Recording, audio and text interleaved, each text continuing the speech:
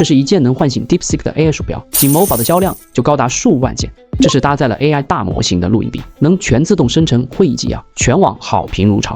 不仅是科技产品，2025年 AI 玩具类商品在淘宝的成交同比增长超1600%。看着这些热闹，很多做传统实体产品的老板越看越焦虑。别人都在用 AI 赚钱，到底怎么把 AI 真正融合进我自己的业务里？这家来自斯洛文尼亚的科技公司的故事，或许能给你启发。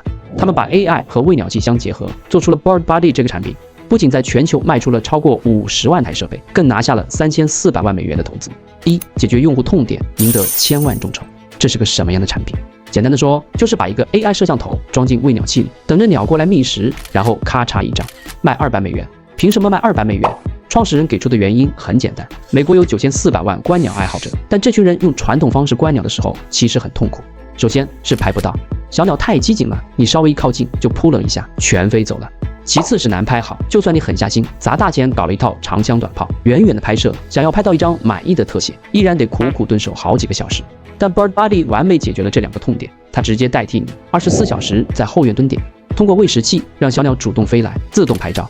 不仅如此，因为它装上了 AI 的大脑，还顺手满足了用户的2种期待：一是这是什么鸟的好奇心，以前看到不认识的鸟还得去翻资料，太麻烦。BirdBuddy 的 AI 能自动识别超过1000种鸟类，直接把科普答案推送到你的手机上。二是开盲盒的惊喜感，每一次手机弹出通知，你会有所期待，今天来的是哪种鸟？这把原本枯燥的等鸟变成了一次次未知的开奖。这份对于痛点的洞察，让这款产品在 Kickstarter 上迎来了彻底的爆发。最初设定的5万欧元众筹目标，仅用22分钟就被击穿。随后的1个月里，他们获得了来自全球22925名支持者的支持，最终狂揽419万欧元。和用户一起在后院搭积木。但是故事如果只讲到这儿，那就还只是一个爆款产品的爽文故事。真正让 BirdBuddy 发生质变的是大规模交付产品之后出现的问题，还没来得及庆功 ，Reddit 上的抱怨已经快把他们淹没了。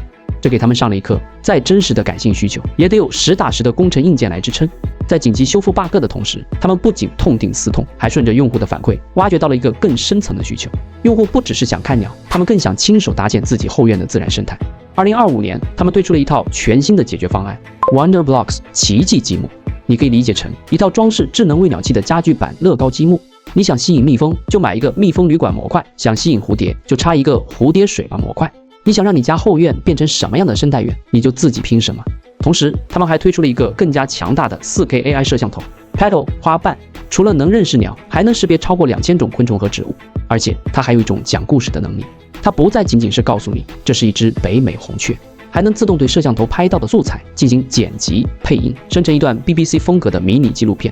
这种参与感和创造感也带来了惊人的结果。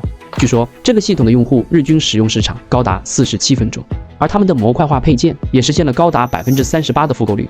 BirdBuddy 拥有了一个更加长期也更加健康的商业模式。BirdBuddy 的3个启发。好，故事讲完了。回到开头的问题，如何把传统产品和 AI 相结合？这个案例给了我们3个启发。AI 是机会的放大器，真实的痛点才是机会。很多企业对于 AI 的误区是，我有个 AI 技术，我要把它塞到哪里去？但在这个故事里 ，AI 只是满足需求的工具。BirdBuddy 的思路是反过来的，我的用户最痛苦的环节是什么？是拍不到鸟，拍不好鸟。好，那就用 AI 摄像头去解决这个痛点。真正的机会不属于最懂 AI 的人，而属于那些能看到需求的人。交付功能也交付情感。BirdBuddy 卖的到底是摄像头吗？我倾向于认为，他们更多卖的是一种情感。当一个行业的功能已经过度满足，情感服务也许就是一个很好的切口。这往往是一片蓝海。很多时候，用户其实是你的同事。当用户只是个消费者的时候，他对你是挑剔的；但当用户成了共建者的时候，他就会有主人翁的心态。因为我也投入了时间、情感、创造力，这个生态系统是你的，也是我的。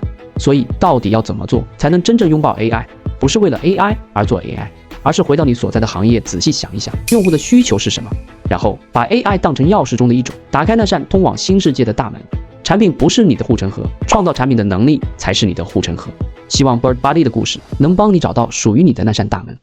关注刘润，降低商业的认知门槛。